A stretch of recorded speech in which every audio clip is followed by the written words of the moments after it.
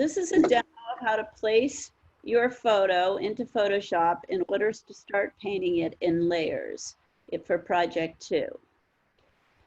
All right, so you go to, we're making a new document and you're going to call it project 2 and your name.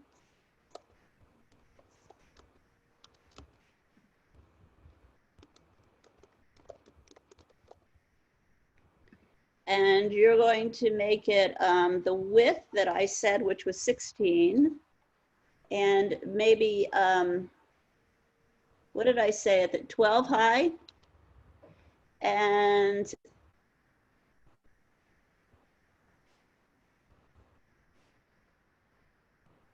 you'll be printing this on larger paper than later, or maybe I said, yeah, did I say 12 by 15 or 12 by 16? I think I told you.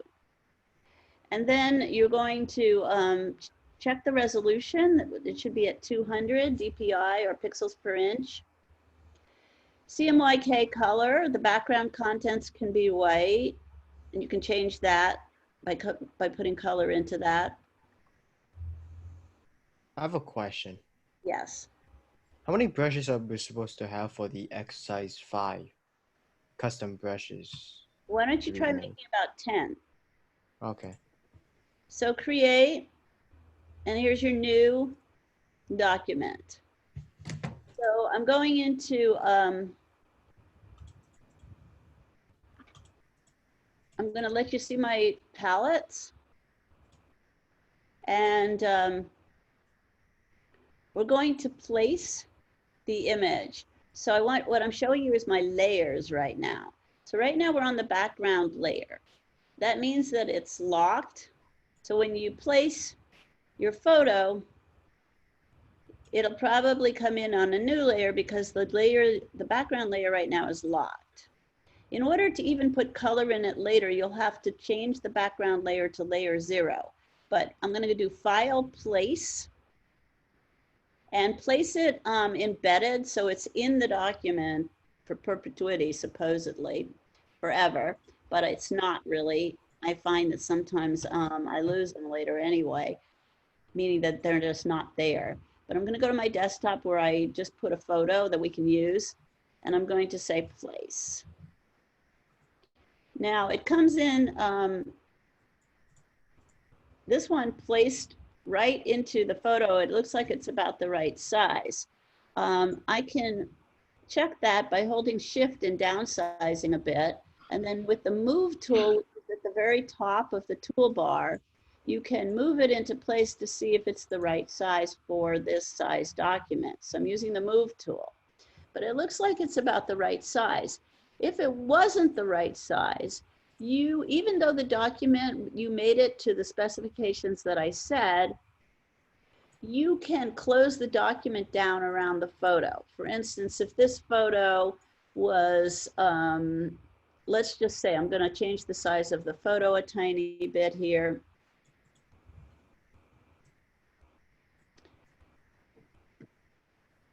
So let's say you wanted, the photo came in like that,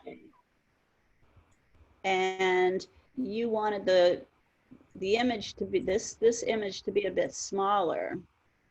You can crop the whole thing to the size of go to the crop tool, which is right under the magic wand, which is the 5th one down, and you can push that canvas.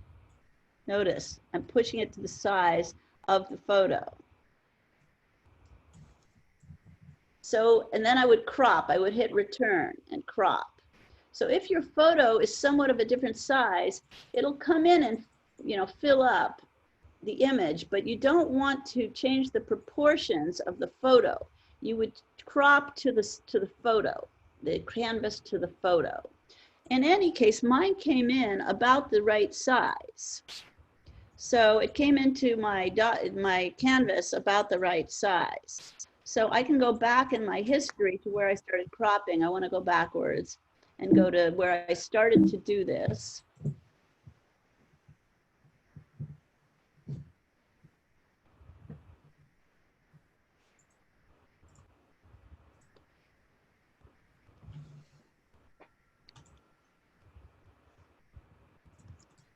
Whoops, and there it is. So I placed it. Now it's on the bottom layer. So I'm going back to my layers to show you the layers. And actually the program changed this to layer 0, but you can double click in the background layer and change your background layer to layer 0 so that you can actually work on it. So if you double click in a layer, it brings up the layer options. Well, it brought up layer style actually, but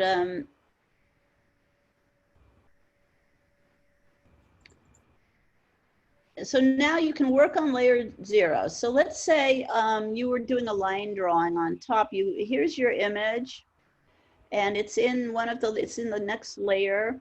So you want to make some new layers and call them, here's my line drawing that I'm going to start making. So I double click, even in Photoshop, you have to double click on the word layer 1 to rename it, okay?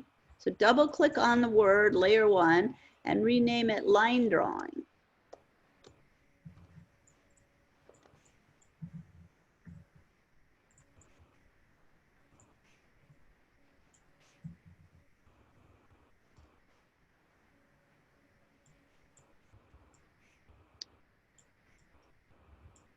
Oh boy.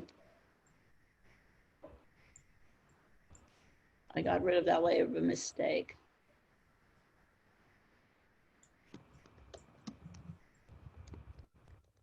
And you can do your line drawing on this layer then make a new layer, and you can start to have your, but you're only going to use this for the line drawing and sampling, perhaps making some new colors.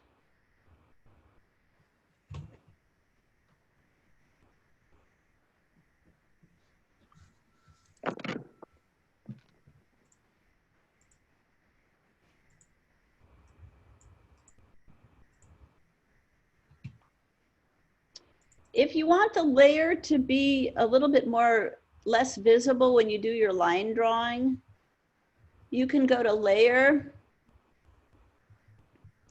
and make the layer actually a little bit less visible with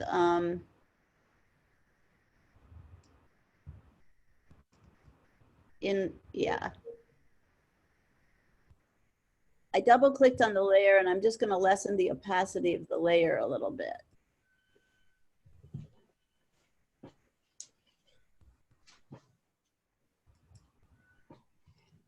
Okay. So now if you leave it like that and say save, you're now at a point where you can start to do your line drawing. You could use a small brush and draw right on this line drawing layer. Lock the bottom layer so you don't draw on that layer, because remember that whenever you draw in Photoshop, it merges the pixels with whatever you're drawing on. It's not like Illustrator where you can separate it easily later. So you must lock the layers when you're trying to keep things separate. So be patient and lock layers around the layer that you're trying to draw on.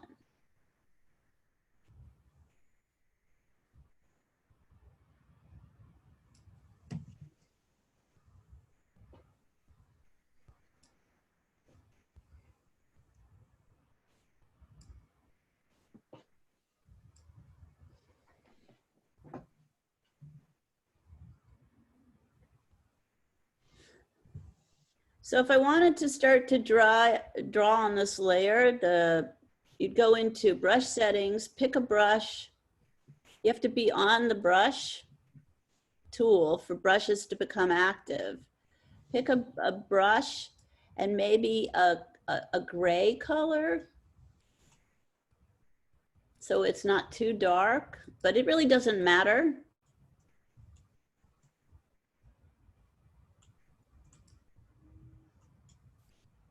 And you're just literally going to make your line drawing, okay? Okay, now I am going to go to my Wacom tablet if I'm doing my line drawing because I cannot do it with a mouse. So there you're going to run into a little trouble if you haven't ordered a Wacom tablet. I think you need to get a hold of some way. I might be able to do it with my finger better. I Yeah, think you can order, if you want to walk on tablet as soon as possible, try to get it at Best Buy because I think they're still open. they're open? I think so because on their website, usually they'll mention about it, but Do they deliver? yeah, I think they deliver. Yeah. Okay. I want to try it on the computer. On the computer will be harder because the mouse, it just goes everywhere and you can't go really good detailing with just only the mouse. Also affects the pressure too. Yeah, so I recommend if just get yourself a webcam tablet or any type of tablet for Photoshop and such. So there are different levels of tablets. We've already talked about this, but I got a really tiny I think it was an Intuos, tiny little Intuos, and it was kind of expensive for the size of it, but it was because it was the middle level Wacom. But if they have another version called Bamboo, and that's the lowest level, but I used that for years and it was fine. So it may not have as much pressure sensitivity, but now things have changed a lot. So I think it would have a lot of the attributes that you want anyway. So you could get something called a Bamboo, and they come in 3 different types and versions. Again, the best thing you could do for yourself is get a middle-sized one so you have more room, but I can show you. Would work as well. Something that gives you extra room. It's called One by Webcom. It's really nice. A lot more room than this one. Do you have one, Stephanie, that you can hold up? Yeah, this is the one I've usually been using. And this one, well, this one I don't really use anymore. Can you share your screen? Okay.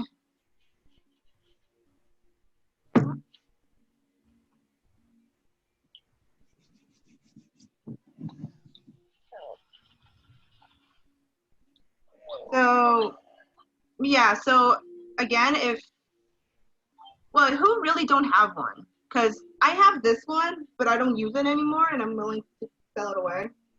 Oh yeah, I have that one too. Yeah, I got this for free because of my teacher assisting job at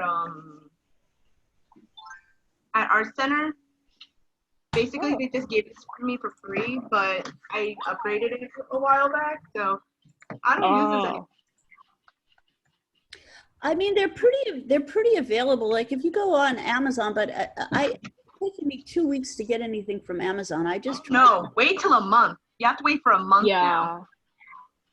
Why? This was like because I think there's like prioritized shipping. Yeah, people are constantly buying stuff online that Amazon have to backtrack. So yeah, and on top of that, people are striking now in like big urban areas because it's just because like they overworking people. Like my friend works for Amazon as well, and he's like, "Oh my god, I'm so stressed because there's so much orders and such." Yeah. Thank goodness I bought my mic early before the. Yeah, because like I bought an instrument yesterday, and it won't arrive till around the end of April. Yeah. Like earliest is probably like April 21st. So we've found better ways if people want to get hold of a tablet within a week or so. Look around. You have to pay extra. You have to pay like $35 extra, I think, or $45 extra if you want to come like around 2 weeks. All right. So to get tablets now, you might have to talk to friends, see who has the equipment you need. Yeah, you have to buy it on Best Buy or try to see if somebody else has it. That's where I got my tablet. So yeah, I think we're doing okay. We're moving along and you're getting the equipment you need. I just used my finger, some drawing here. And yeah, so I will try to do this with my finger. I'm going to the brush And just to see if I can do it. I think my finger works a little bit better than the mouse, because at least with your finger, it's kind of a gentle extension, like the way a pencil would be. So I'm gonna go to my brush settings, make sure that I have my little, my hard edge brush. I'm going to go to a gray color, make my foreground color gray, and then just literally going to draw into this and make sure that your brush is the size that you need it to be. So I made it really small, and I'm literally drawing as if I was touching. We did this a little bit, tracing and touching the edge of this flower.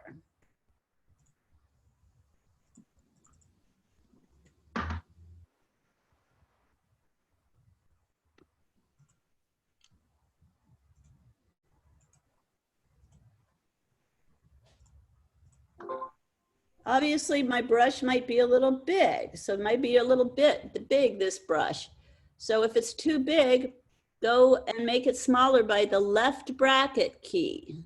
Makes it a little smaller. These lines are not going to show up in your final piece. You're going to paint underneath on a different layer, right? So this is just for placement, so you know where things are in your painting. So right now, I'll show you the layer that I'm painting on. I should be on the layer above, right here, above my photo. So I'm gonna keep going. This is so that you can lift it up, this layer, and paint underneath. You could paint, or you can paint on top and then underneath.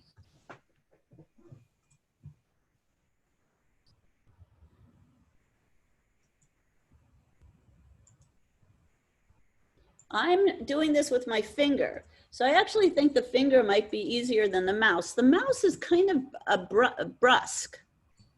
So I would say actually your finger, gently with your finger, might be the better way if you don't have a stylus yet and a pen, you know, until you get one from Best Buy or wherever you're going to get it.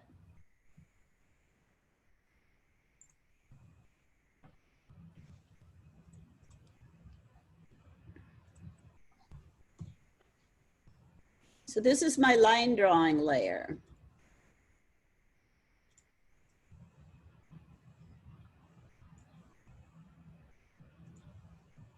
I've lost my brush.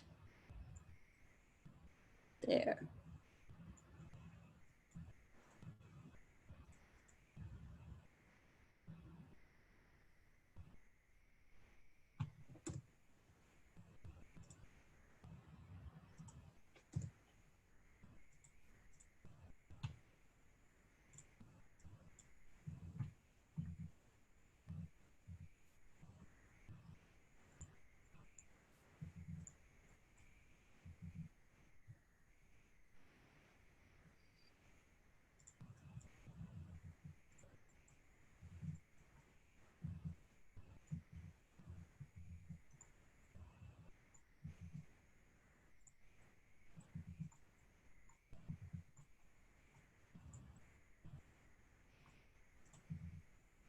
Whoops.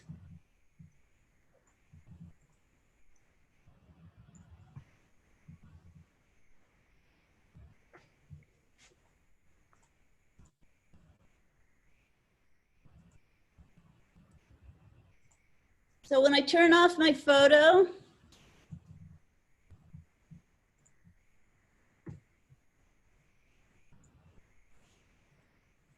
there's my line drawing, just for placement, right?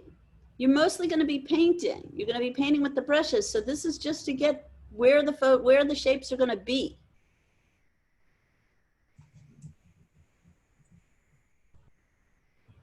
For those of you who don't have a Wacom, I did that with my finger. So we're going to do some of you are going to do some finger painting. I'm gonna try the hard way.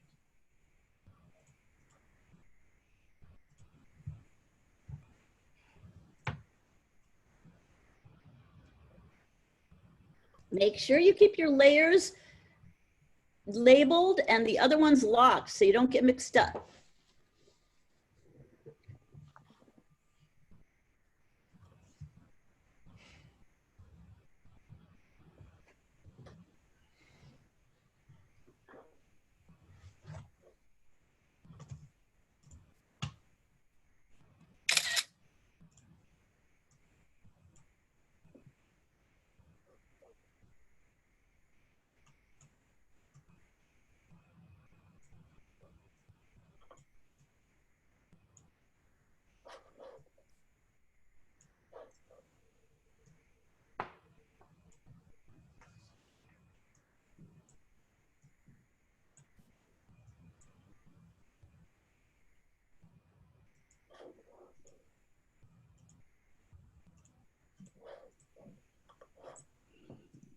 What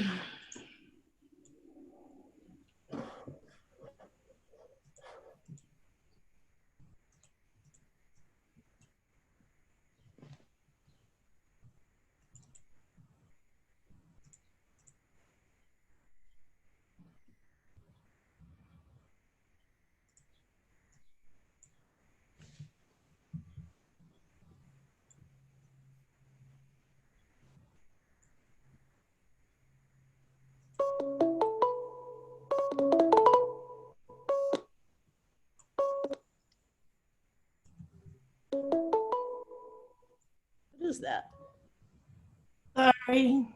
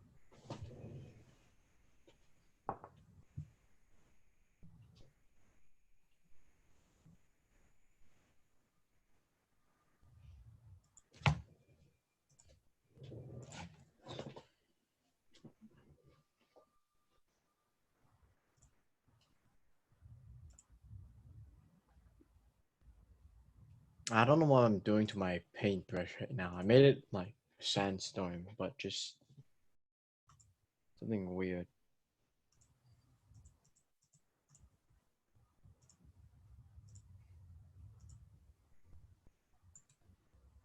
I think my photos just sent.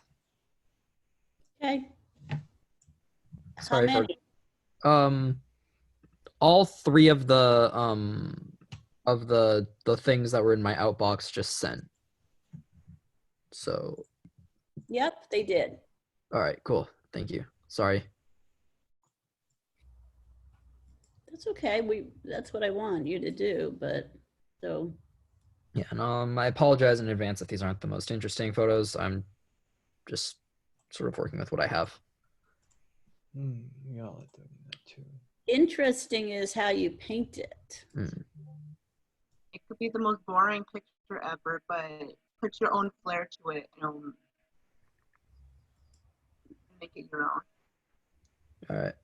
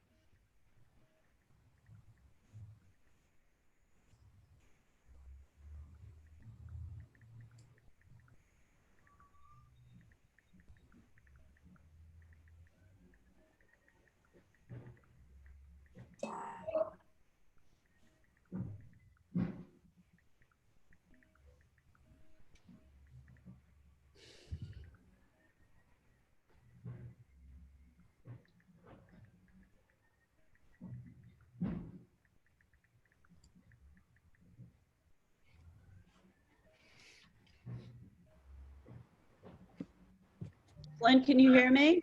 Yes, I can hear you. I'm looking at them. This one's interesting. It's at an angle, so it'll be really crazy to paint it.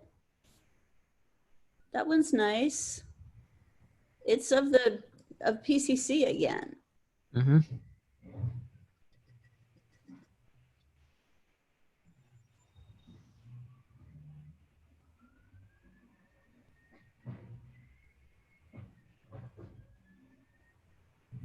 Whoa.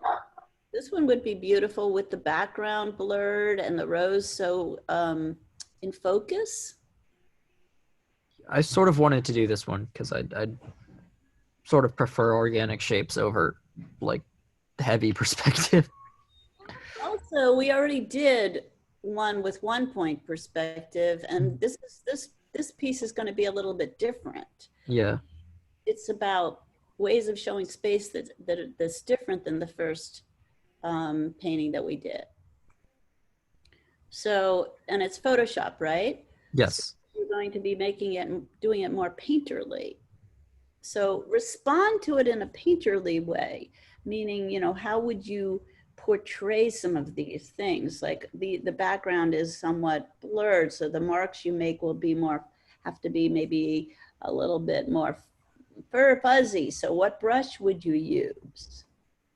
And a little bit less distinct. So how would you do that? Experiment with that. You know, you're going to be painting it your own way. So all of these things, these could be just put in like, I really like the blue in the upper left. Lynn, can you hear me? Yeah, I can hear you now. Okay, we have, yeah. So the way that the blue is from the sky coming in with round marks on the top left, and then the way it comes in here is really interesting. And then you would paint this in a more distinct way, but it doesn't have to look exactly like the photo. I keep saying that. This is inspired by the photo. It can be somewhat impressionistic, you know, in that you're responding to this in your own way. You're connecting to it with painted marks in your own way.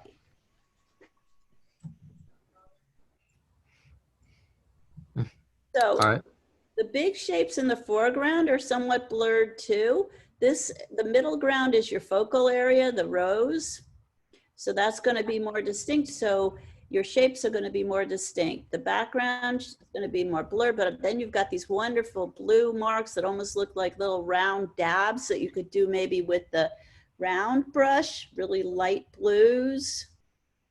Remember, I was thinking of basically making an entire layer blue and then drawing the sort of green the tree over that to have basically the blue show through, and then over that do the another layer for the rose and another for the sort of leaves in front of the rose.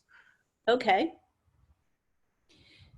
But the blue in the sky does show through, but it almost, because of the way that the digital camera or your telephone captured it, you would have the blue of the sky in the background. Then you'd have the next layer coming on top would be this bush, of course, because it's in the background, but it's blurred. But look at how some of these marks of the sky almost look like they're in front of the bush.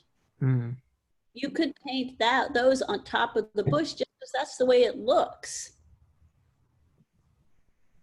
And they look like, I don't know, were you here last time, Flynn? I was here last time. You heard me demonstrate how the brushes in Photoshop work. When you push the slider, the spacing slider, they become like... They become dots. Yeah. I mean, I really like, I don't know how you'll do it, but I really like this area. You see my cursor moving? Yeah, I see. So I could probably just use like a dot brush to sort of draw over. Yeah, why not? That one. I still think I'll be doing the blue in the background just for the other side. Fine. But I'm just smiling when I see how the marks are made in here. It's beautiful. But I want to do over that layer. I'll do the dots. Yeah, I mean, it could be interesting to kind of, you know, have these, just look at how it looks, you know, it looks like dots here of green and blue. And these kind of elongated elliptical shapes right in here. So you could make a scatter brush maybe, or just use the brushes. All right. There's brushes that are calligraphic. There's brushes that you could make into longer. If you go into that brush that I showed you and change the shape of it, shape dynamics, you could take those round brushes and make it more elliptical and then save it as a new brush so you have an elliptical one and a round one.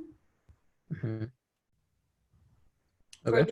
For these shapes of the leaves, I don't know. I mean, the shapes of the leaves are kind of like, look, they're sort of long. They look like a long little cord-like shape. So you just have to figure out how, this is going to be your own interpretation of this. And here you will have to do a line drawing, you know, of the rows and the leaves. So that's okay.